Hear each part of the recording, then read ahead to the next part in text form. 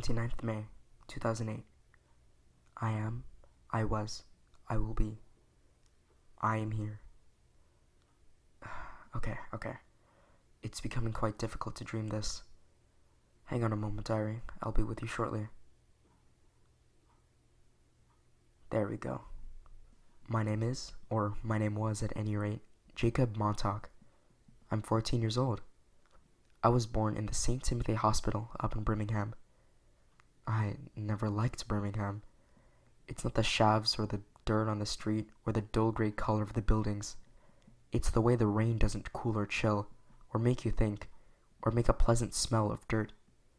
It just seems to accentuate the surroundings, makes the gray grayer, makes the people's faces into strange and inarticulate nothings. Sorry, Auntie is always saying that I'm over-articulate, and that my prose is wildly self-indulgent. She is right, of course. I am only 14. I should be playing in the sun, not writing this purple nonsense. So, 4 days ago, I fell into a shadow. I didn't mean to, it just sort of happened. I'd stayed late from school with the animation club, and then I tripped and fallen right where a tree blocked the light. There wasn't anyone around to see me. Everything went weird for a moment, like the very beginning of something happening, when you first start to see someone's expression for a moment before it's all suddenly cut off. I think it's because they saw me, sprawled all over where no one could see or help, so they took me. I don't know what this place is. It's just darkness, an oblivion, an absence. It's like dreaming. I'm quite afraid. It feels like a dream. Hell, for all I know, it probably is a dream, although I can't seem to wake up. I have these images, this long stream of dreaming images passing through my face, but even as I'm moving through some dream world or building a wall, I'm still in the dark. I can feel it, or at least, I can feel its presence, in the back of my mind, in the dark behind my eyes. I'm scared. I can't wake up. 9th June, 2008. Nothing has changed. I was just dreaming now about a corridor, and as I went down it, it wasn't there. A strange thing. I don't know what it means. I keep hearing voices. I think there might be others here. I thought they were just part of the dream at first, but I don't think they're mine at all. It's hard to explain. It's like there are other dreamers, and I can hear their dreams. It's becoming easier to tell. I'm sorry, diary. I should write more in you, but there's not much to write except the perpetual onslaught of dreams. Well, you're a dream too, I suppose, but you're there to keep me from going mad, not to help me. 17th June, 2008. There are others. I'm sure of this now. They're all around me. I can hear some very clearly. Some keep coming in, some are quieter, some are more indistinct. I don't think it's a distance thing. This place doesn't seem to have things like distance. Some of them just seem more, I don't know, not quite there as the others. Absent-minded, I suppose. I kept dreaming about that corridor, making it bigger. Looks more like a hotel now.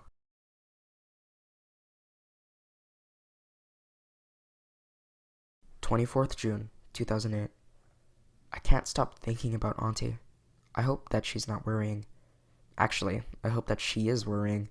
It'd be very odd if she wasn't worrying. Quite apart from being out of character, it means she didn't care. I wouldn't like that. Don't think she would either. There are others here. They have their own dreams, which sometimes keep crossing over with mine, and they steal them. Someone stole my corridor dream. The images were just ripped and crossed over and twisted and eventually left me.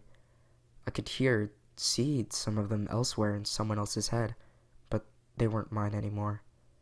I dreamt of something else instead, a factory that kept repeating. It must be weird back there. Either I'm gone, or I'm in a coma, or something like that.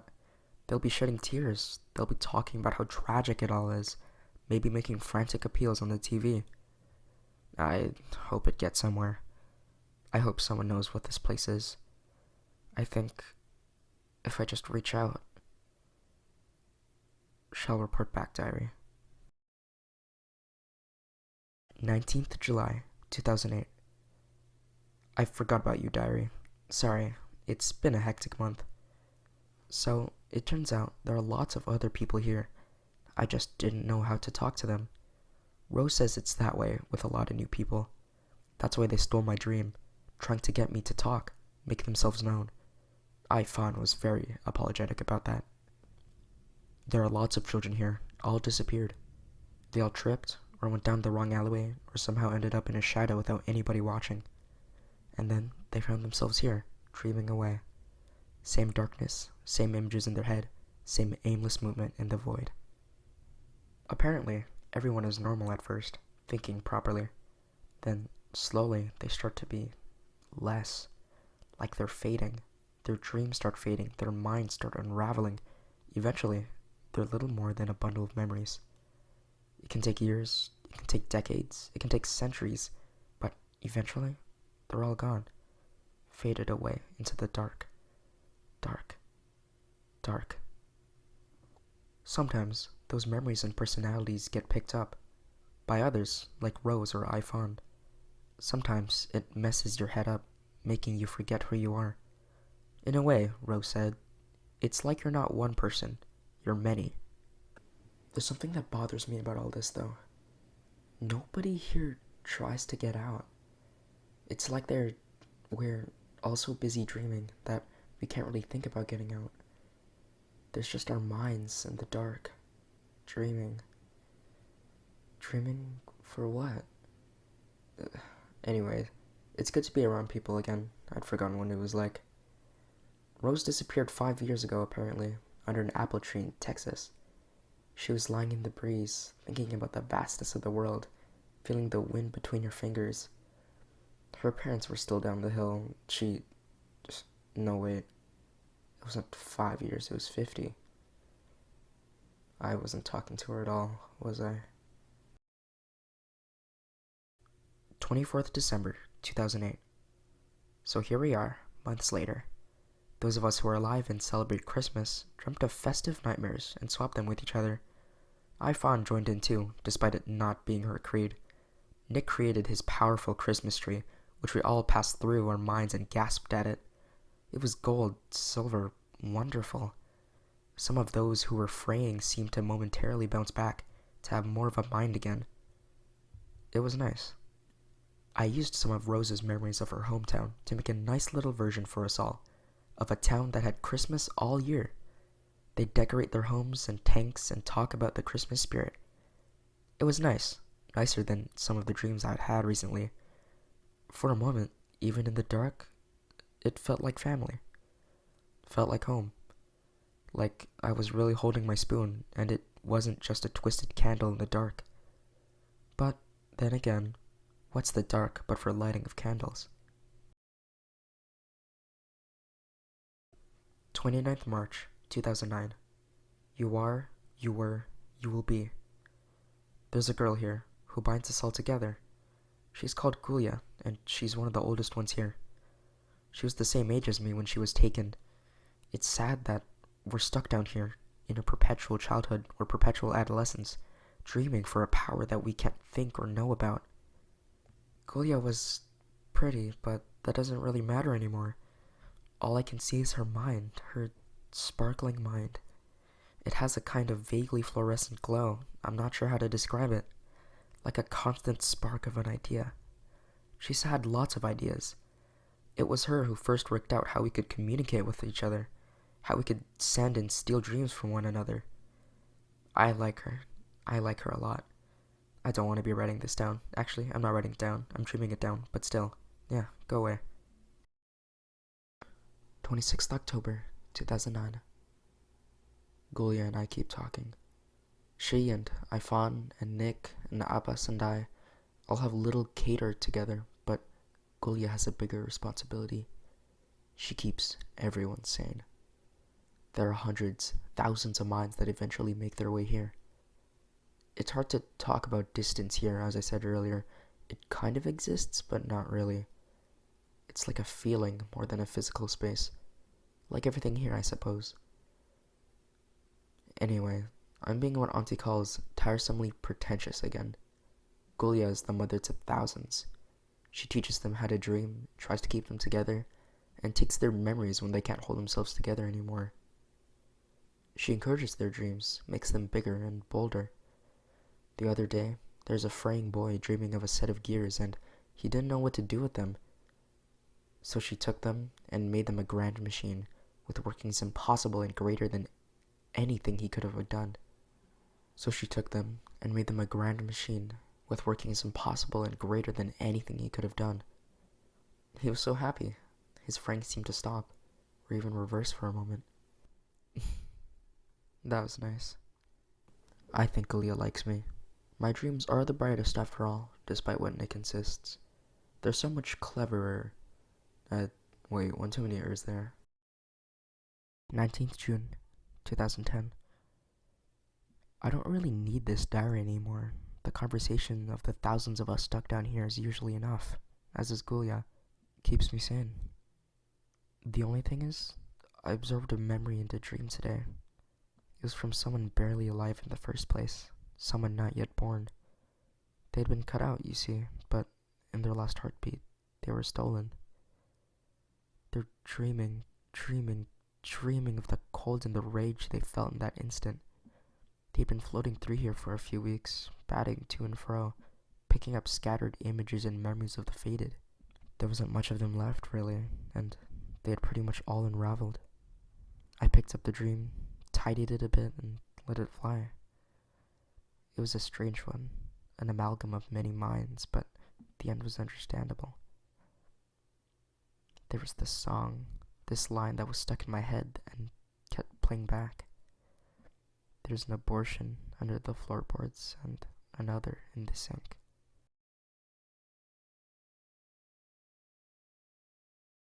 April 17th, 2012. I hear from the newcomers that things are changing up there. Politics, society, technology, it's all moving on. Maybe I wouldn't recognize it, even if I could perceive it. iPhone is beginning to fade. It's sad. I wish there was something I can do. Sometimes we can keep people afloat for a while, but sooner or later the dark claims them all. It's a shame. iPhone is my friend. Gulia is doing what she can for her, but Gulia is beginning to fray herself, I think. She's been here for so long. It's a wonder she's not gone already. I don't know what to do. I love them all. I don't want them to fall to the dark. We have a theory about what it does now, you see. There was a boy, a young fisherman's son named Benoy. He fell into the sea and he saw an eel. He saw the darkness behind its eyes. He saw it lunging, but in its shadow before it could bite, he woke up here. Gulia said she knew about the eel. It's an old legend around here, an old dream, one that had been circling around the dark since time immemorial. If the eel's in the world, then it means a dream of it has leaked out. Maybe a lot of dreams have leaked out. Maybe that Christmas dream I dreamt up really existed, or that hotel corridor. Maybe Gulia's machine too. We think that's what the dark is. It's like a radio tower, a transmitter for dreams. The dreams were made real. That's what the dark does. But we still don't know what it is or why. 26th June, 2012. I never knew, back on Earth, the joy of swimming in another's mind. Gulia and I come perilously close to being one and not two on occasion. Is this love? I think this is love. She sees me more clearly than anyone else, or so she claims. At times, she swears she can see me, see properly, a physical version of me hovering above her. She says it's nice, but I'm not sure if I believe her though. Still, there's some things I can't really talk about, like iPhone. The center of her head had come unraveled, so I took what was left of her memories. She was my friend, and she had a hard life. Grey communist corridors, a nursery of abandoned children. There were some odd dreams there too, of a man who'd lived for centuries to protect his little village. China sounds interesting. I'd wish I'd been there when I was alive. So many worlds crawling on the spinning sphere. There was another dream, of a painting that depicted the wars of the world, or part of the world. I wonder how Ifan had dreamt that one up.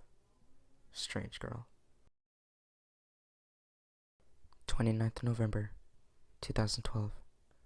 Gulia was born on the open steppe in the 16th century. She grew up riding, shooting, throwing herself through the air with hooves beneath and eternal heaven above. She played in open fields, she danced beneath the sky, she moved like a wild thing in a wild world. Then one day, she fell down, and in an instant when no one was looking, was stolen away.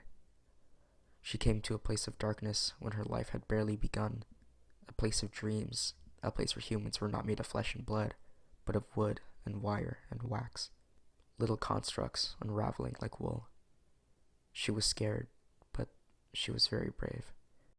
Little Gulia worked out a way to talk. She realized how the dreams could be used. She worked out how to send thoughts, to transmit emotion, to articulate words. She bound all the minds in her little part of the dark to her, like a mother. She was like a mother to so many, keeping the fraying whole, making their minds last as long as possible. And she survived, and no one knew why. But I knew. I was only 14 when I was taken, all those years ago. My mind has grown up down here, and my emotions with them. I fell in love with Gulia, and she with me, and I saw all the dark twisting and mellow happiness of her heart, her oh so human heart. She was buoyed by the love she was given, the bonds she forged, the memories she collected. She remained herself because she lent into being with others, many others. Little Gulia of the Kazakh Uls. She was so far from home, so removed from time. She lived far longer than she was meant to. She was so quick and bright. I know why she died.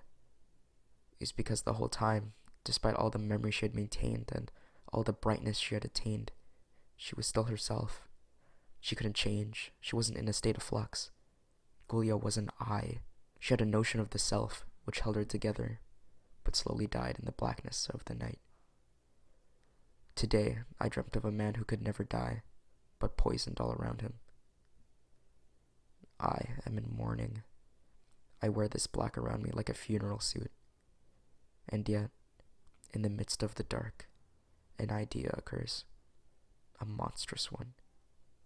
And one that, if it works, would avenge my lost love's death.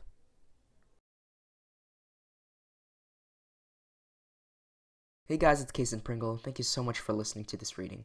This tale and all the SCPs mentioned in the video are going to be in the description, so check them out if you're interested. This video took a lot of time and effort, so if you could drop a like and maybe even subscribe, I'd really appreciate it. It's completely free, and you can change your mind later.